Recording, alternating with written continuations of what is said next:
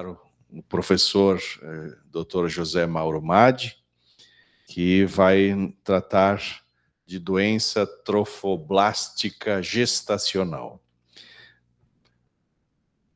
Trazendo aqui na apresentação a pergunta: como conduzir a doença, a neoplasia trofoblástica gestacional, presente em todos os obituários maternos e pouco discutida no meio médico obstétrico. O professor Dr. José Mauro Madi é médico, ginecologista, obstetra, graduado em medicina pela Escola Médica do Rio de Janeiro, da Universidade Gama Filho, onde fez especialização lato sensu em obstetrícia pela PUC do Rio de Janeiro, mestrado, doutorado, pós-doutorado em obstetrícia pela Universidade Federal do Rio de Janeiro e, recentemente, um outro pós-doutorado em obstetrícia pela Universidade Federal Fluminense. Atualmente é professor e coordenador do programa de pós-graduação, mestrado e doutorado em Ciências da Saúde da Universidade de Caxias do Sul.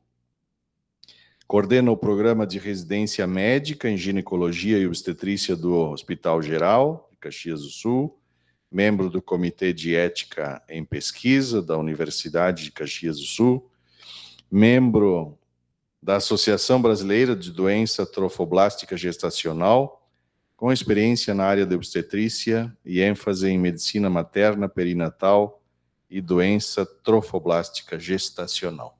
Muito obrigado por ter aceito o convite. Seja bem-vindo, professor José Mauro Madi. Eu que lhe agradeço o convite, professor. Bom dia a todos, bom dia aos que estão presentes, bom dia aos que nos assistem online. Tentando decifrar o que é a doença trofoblástica gestacional, acho que é mais complicado do que o título que a professora nos apresentou, né, em termos químicos, né? Doença trofoblástica é uma doença que colabora de uma forma bastante substancial no obituário materno e perinatal, né? As mulheres continuam morrendo por doença trofoblástica gestacional e pouca gente faz ou mexe com esse tipo de doença.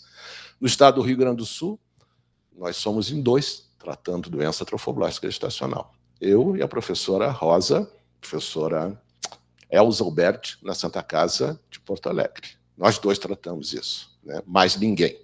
No Brasil, nós somos um total de 50 e poucos, que se agrupam num grande comitê de mortalidade materna por doença trofoblástica gestacional no Brasil.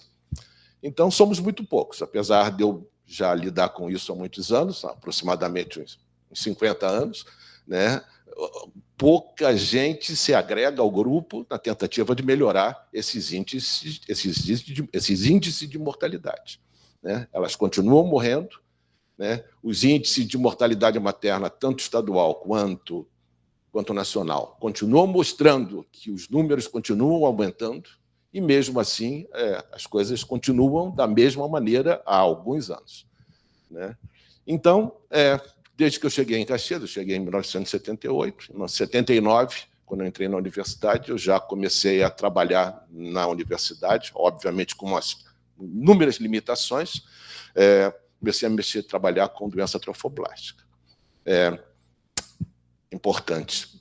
As coisas melhoraram em termos de pesquisa e de difusão da ideia, a partir da criação do ambulatório central, novo CECLIN, antigo ambulatório central, e com a criação do hospital, em que as propostas de conduta e tratamento ficaram mais sobre a minha supervisão. Antes, eu tinha que contar com a colaboração e a boa vontade dos colegas dos vários hospitais da cidade. Mesmo assim, a gente conseguiu criar um banco de dados importante, que é o banco de dados que a gente leva em consideração para as várias propostas que a gente tem feito ao longo dos tempos. Nós temos aí uma associação brasileira, e eu vou mostrar isso em seguida, uma Associação Brasileira de Doença Trofoblástica Gestacional, do que eu faço parte desde que ela foi criada, eu sou um dos fundadores dela.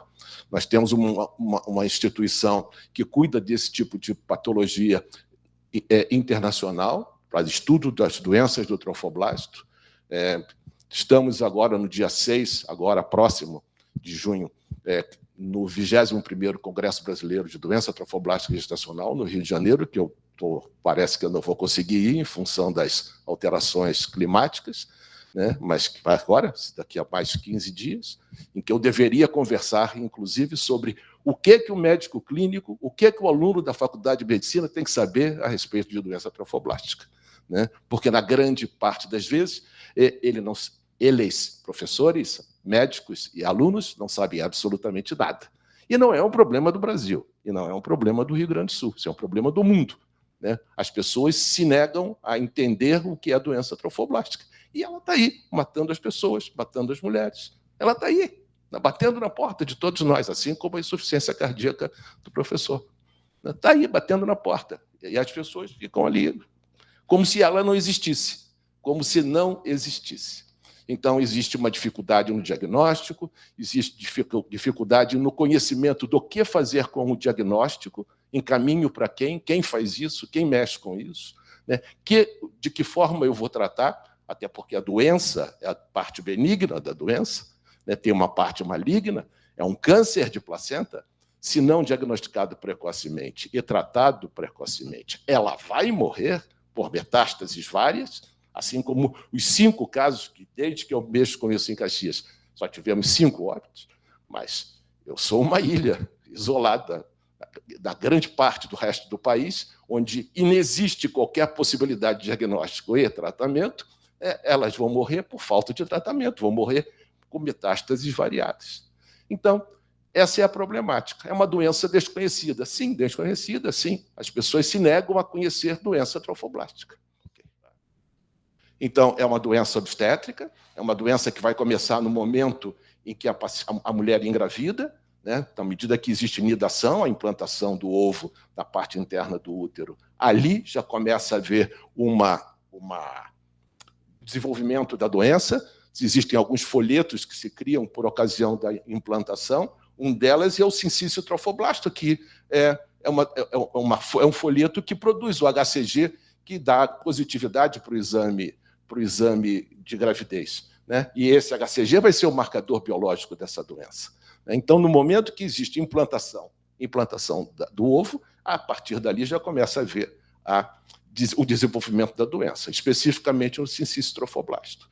Então, é uma doença da gravidez, não é uma doença ginecológica, é uma doença obstétrica. É o obstetra que tem que fazer o diagnóstico precoce e encaminhar ou tratar a evolução da patologia. Tá?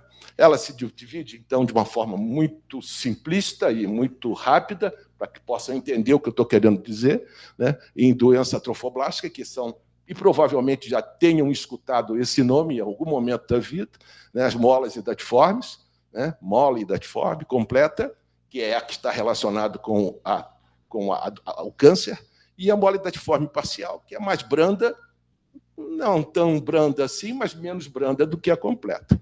E a grande complicação, no item abaixo, que é o coriocarcinoma, que é a evolução no sentido da malignidade. Tá? Eu faço parte dessa associação, então tenho uma honra muito grande fazer parte dessa associação, que tem como método diagnóstico, tratamento, segmento. Nos reunimos com grupos de pesquisa de Harvard todos os meses, da primeira terça-feira do mês, discutimos as nossas pesquisas que fazemos junto com eles. Todos eles de Harvard participam efetivamente das nossas pesquisas, publicamos juntos, né? Grupos afeitos à patologia do próprio Brasil, que têm interesse na doença, todos nós nos reunimos todos os meses discutindo pesquisa e discutindo casos clínicos de importância. Então, a meta é, nessa associação, diagnosticar, tratar, fazer segmento, propor diminuição da taxa de morbi-letalidade, porque não é só a morbidade, não é só a letalidade, o óbito, mas também a morbidade, as complicações, as sequelas que advêm dessa doença. Difundir a etiopatogenia da doença o máximo possível. Nos últimos 10 anos, nunca publicamos tanto quanto publicamos agora, nesses 10 anos, em termos de livro, em termos de pesquisa, em termos de ida aos congressos mundiais de doença trofoblástica gestacional. Ganhamos prêmio no último congresso em Montreal, do ano retrasado, né? Isso. que nós fazíamos em termos de inovação? Né? Pesquisar novos métodos de diagnóstico, é isso que temos feito com bastante intensidade, novos métodos farmacológicos, porque essas mulheres que apresentam neoplasia trofoblástica gestacional, que apresentam metástase, têm que ser tratadas com quimioterapia, mais agora com imunoterapia, menos sequela, mais caro, mas resultados melhores. Né? A criação de centros de referência. Há 20 anos atrás, tínhamos 3 ou 4 centros de referência no país, dos quais Caxias do Sul era um deles, né? E hoje nós temos centros de referência. Nos últimos 12 anos, criamos centros de referência em todos os estados do Brasil. Tudo no papo do telefone, tudo por WhatsApp. As pacientes nos consultam. Nós temos aí aproximadamente, hoje, 13 mil mulheres que nos consultam via WhatsApp. Vocês vão dizer, mas é só do Brasil, do interior do Brasil? É do Brasil, é do Japão, é dos Estados Unidos, é da Europa. Elas entram nesse WhatsApp e fazem perguntas, porque os doutores, nesses países, também têm dúvidas de que forma tratar. Então, isso que nós fazemos aqui em termos de WhatsApp para essas pacientes, em termos de site aí da Associação Brasileira de Doença Trofoblástica Gestacional, poderia ser aplicado a um monte de outras doenças com fácil solução, com fácil resolução, mas as pessoas nem dão bola para isso, não só em termos de doença trofoblástica, como em termos de saúde no país. Né? Então, hoje nós temos 13 mil mulheres nos fazendo pergunta diariamente. Nós, do grupo, temos que tirar um momento do dia para responder a todas essas perguntas. Temos aí agora um livro que está sendo lançado. Em termos de produção, esse livro deve sair agora no início do segundo semestre, que são as hemorragias do ciclo grávido puerperal, que nós incluímos doença trofoblástica no bojo desse livro para propagar um pouco mais a doença, né? Além das doenças hemorrágicas da gravidez, que hoje, junto com a hipertensão arterial, talvez sejam as 2 patologias que mais matam gestantes. E, junto com o Ministério da Saúde, né, fizemos aquele livreto de orientação para a obstetrícia brasileira, de um modo geral. Saiu pelo Ministério da Saúde no ano passado. Então, a meta a ser alcançada é a identificação de novos fármacos quimioterápicos ou imunoterápicos, que é uma tendência natural, né, para tratamento, com produção científica de toda a equipe médica envolvida. Diga de passagem, não é só médica, não. Tem médico, tem fisioterapeuta, enfim, tem um grupo grande multidisciplinar que participa desse conjunto de doenças. Em periódicos, em teses de doutoramento, nós temos agora um doutorando que está comigo, orientado por mim, fazendo um trabalho de revisão sistemática com meta-análise em cima dos resultados maternos de mulheres que fizeram uso de quimioterapia para doença trofoblástica. Então, ele está fazendo uma revisão sistemática porque existem sequelas. Fazer quimioterapia ou imunoterapia, ainda que a imuno seja um pouquinho mais atenuado, mas as que fizeram quimioterapia apresentam sequelas para o futuro. Não é assim uma coisa imune a complicações, não. E vinculação com a nossa vinculação científica internacional, principalmente com o grupo de Harvard, mas também com o Imperial College de Londres, mas muito mais com Harvard. Que estarão agora, dia 6, no Rio de Janeiro. Criação de um cadastro, e essa é uma meta a ser alcançada, que é a criação de um cadastro com notificação compulsória, a exemplo de doenças infecciosas, que existem já no Brasil, e extensão futura para âmbito nacional. Fazer um cadastro em que todas essas pacientes sejam inseridas, que as nossas pesquisas retrospectivas sejam mais embasadas em números reais.